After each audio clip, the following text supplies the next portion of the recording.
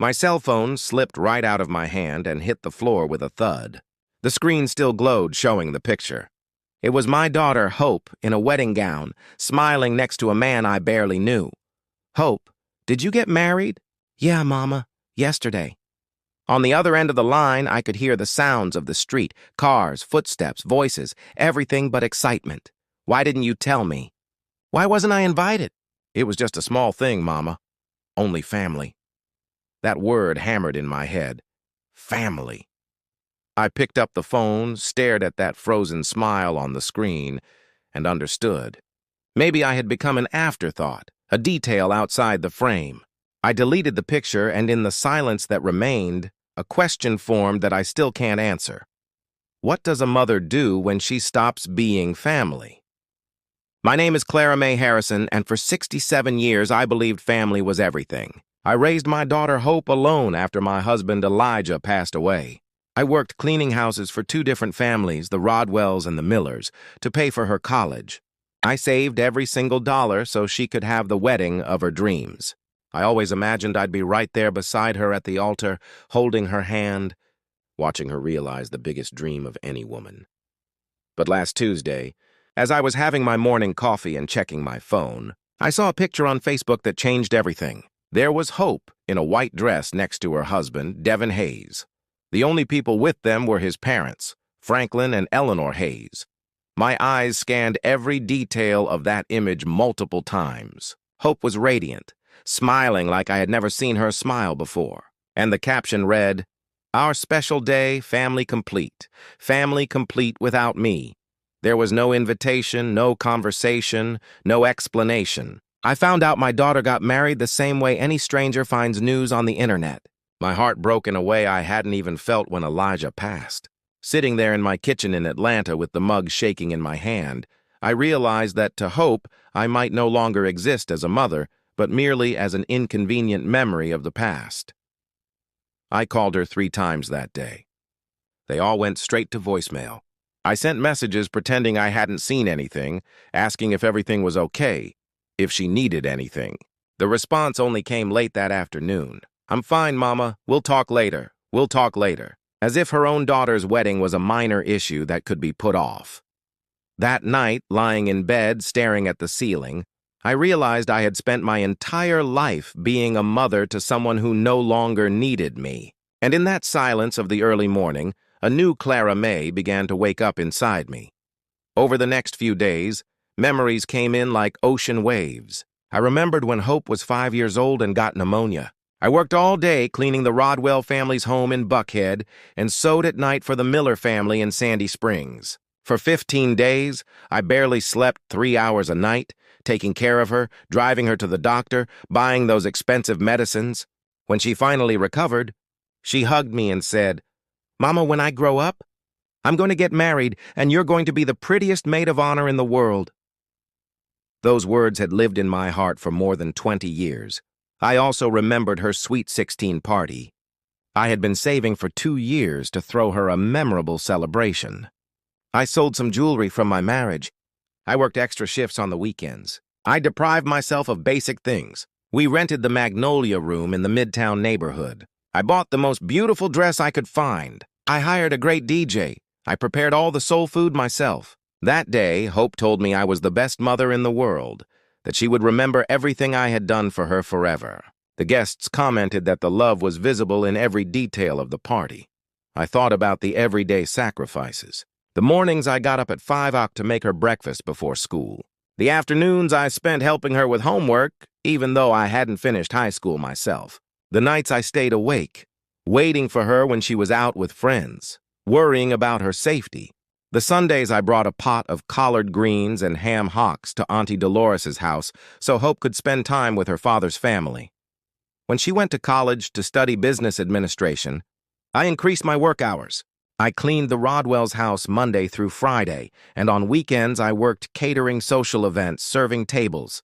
I wanted her to focus only on studying, not worrying about money. Every time my knees ached after so many hours on my feet or when my hands cracked from cleaning, I thought about the bright future Hope would have thanks to her education. During those college years, she began to change subtly. She didn't come straight home after class anymore. She had study sessions, group projects, extracurricular activities. On weekends, she went out with friends to places that were completely foreign to me. When I asked about her day, the answers got shorter, more distant. It was fine, Mama. I'll tell you later. But later never came. It was during her final year of college that she met Devin Hayes.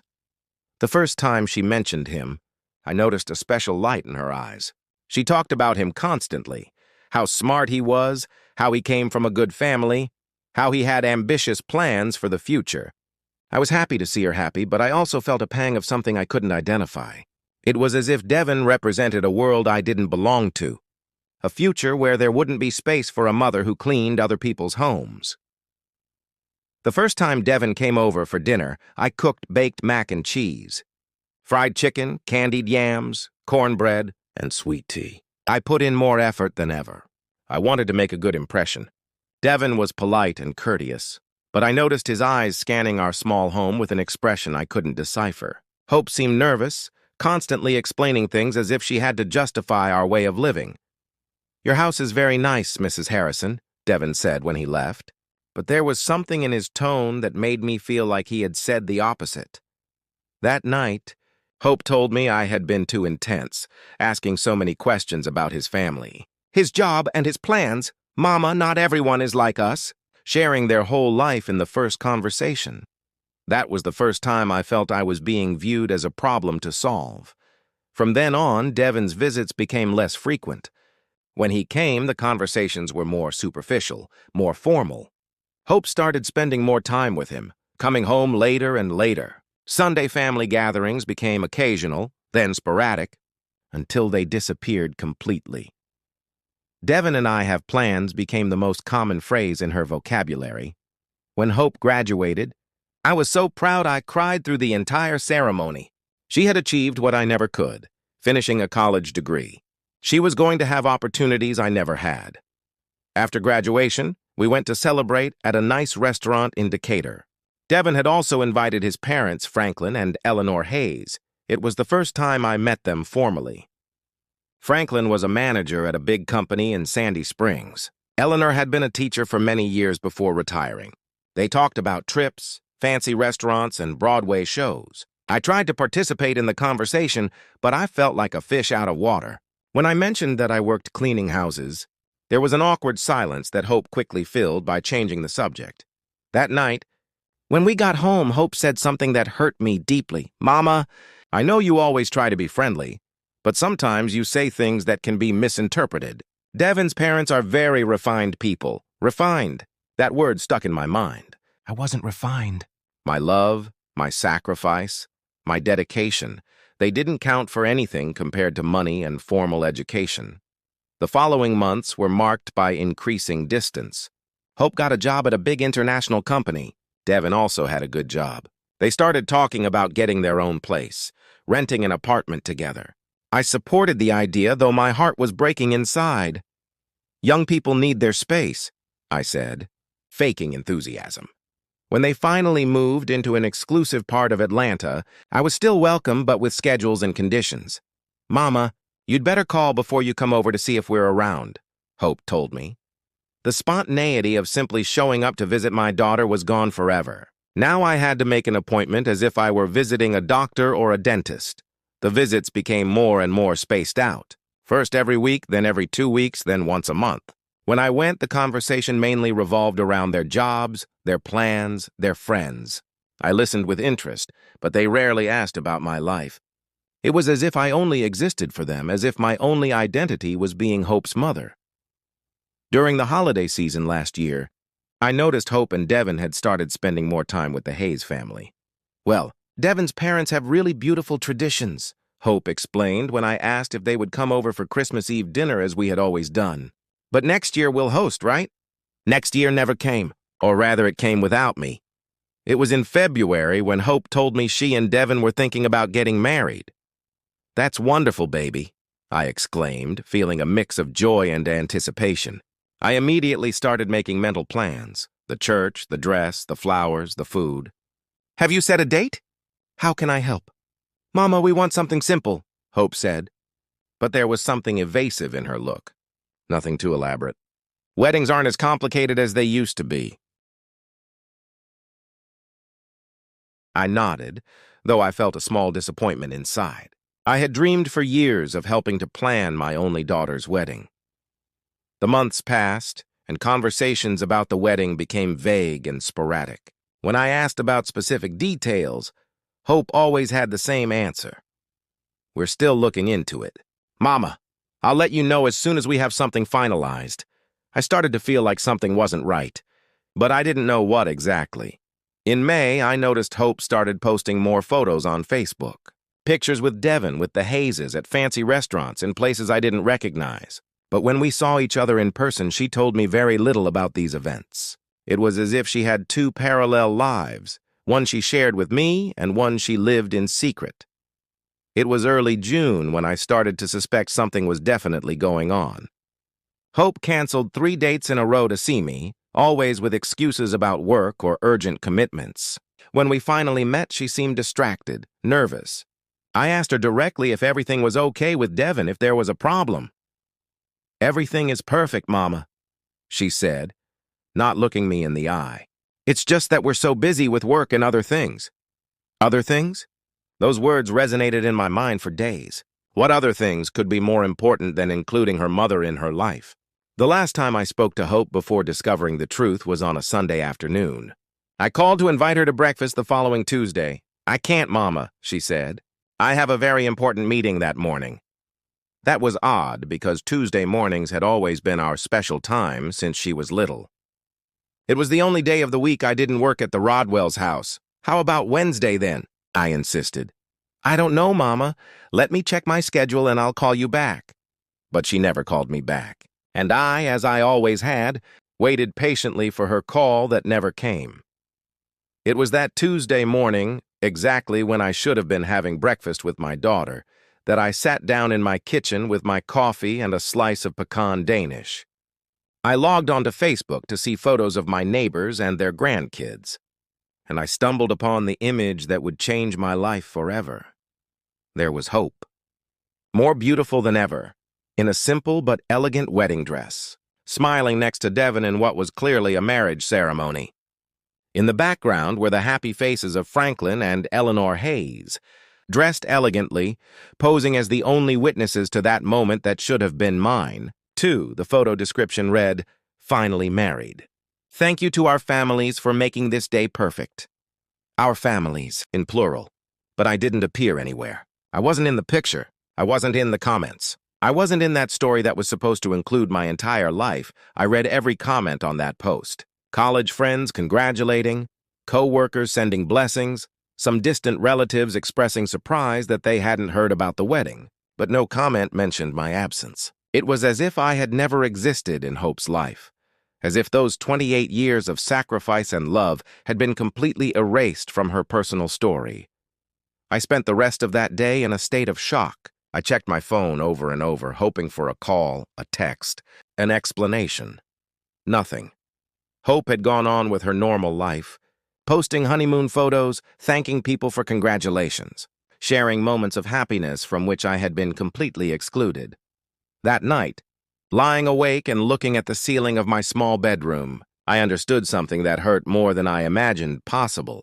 My daughter hadn't forgotten to include me in her wedding. She had consciously excluded me.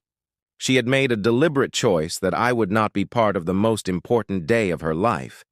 And in that moment of painful clarity, I knew that my life, as I had known it until then, was over forever. But what Hope didn't know was that her mother, Clara May, had stored up much more than just pain during all those years of sacrifice. She had also stored a strength she herself didn't know she possessed, a dignity that had been dormant but never dead, and a capacity for decision that was about to change everything forever. The woman who got out of that bed on Wednesday morning was no longer the same woman who had patiently waited to be included in her daughter's life. She was a woman who had finally understood that some absences speak louder than any presence, and that sometimes the greatest love a mother can show is respect for her own dignity. In that silent pre-dawn hour in Atlanta, as the bells of St. Jude's Episcopal Church rang, Clara May Harrison made the first completely self-directed decision she had made in nearly 30 years. If she was no longer welcome in Hope's life, then Hope would no longer be welcome in hers. But this story was just beginning, and what came next would change the lives of everyone involved in ways none of them could have imagined. The following days passed in a dense fog that prevented me from clearly seeing where my life was headed. Hope didn't call to explain, didn't show up at the house, didn't show any sign of remorse. She continued posting honeymoon photos from Cabo San Lucas, Mexico, as if nothing had happened, as if I were just another follower on her social media. Every new photo was a confirmation that I truly was no longer a part of her life.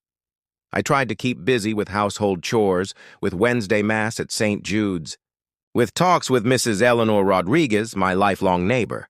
But no matter how much I tried to hide it, the pain was always there, causing a deep ache in my chest, like a constant presence that made it hard to breathe. It was while sorting through old papers in the wooden trunk that had belonged to my mother that the memories came rushing back in full force. I found birth certificates, immunization records that I'd kept so carefully, and school report cards where Hope always got straight A's. I remembered every sacrifice. The early morning sewing dresses for ladies in the neighborhood to pay for Hope's English classes. The times I ate nothing but toast and jam so she could have meat on her plate. The birthday gifts I saved for all year to buy. I recalled the times she came home crying because her friends had designer clothes, and I would go to the Sweet Auburn Curb Market the next day to buy exactly what she wanted, even if it meant delaying the rent that month. Through all those years, Hope always had an excuse for not fully including me in her life. First, it was her studies, then work, then her boyfriend Devin, who didn't get along with mothers-in-law. I always accepted. I always understood. I always adapted to her schedule, her whims, her decisions. But now looking back, I realized that I had become smaller and smaller in her life, occupying increasingly minimal spaces until I reached the point of not even knowing she was getting married. The Hope I raised, the one I loved unconditionally, the one I always put first, had become a stranger who only shared crumbs of attention with me when it suited her. That Thursday afternoon, as I organized family photos into a shoebox, I found one that made me cry harder than I had cried in years. It was from Hope's confirmation ceremony. She was 8 years old. She wore a beautiful white dress that I had asked a local seamstress to make. In the photo, Hope was hugging me tightly and smiling with a pure, genuine happiness. I was smiling too, but now I could see in my eyes from that time something I had lost, the certainty that I was loved unconditionally by my daughter. I remembered that day perfectly. I had saved for 6 months for that celebration. I rented the Magnolia Room Hall. I invited the whole family. I prepared barbecue, potato salad, sweet tea, and a huge red velvet cake I specially ordered. Hope felt like a princess running from table to table, introducing me to everyone as my mama, the most beautiful in the world. That night, when everyone had left, she helped me pick up the dishes and said, "Mama, when I grow up and have my own parties, you're always going to be the most important person. Always." Tears ran down my cheeks as I held that photograph. What happened to that little girl who promised me I would always be the most important person? When did I become so insignificant that I didn't even deserve to be present at her wedding? I continued looking through the photos and found another one that hurt just as much. Hope at 15, the day of her Sweet 16 party, we had rented a hall in the Midtown neighborhood.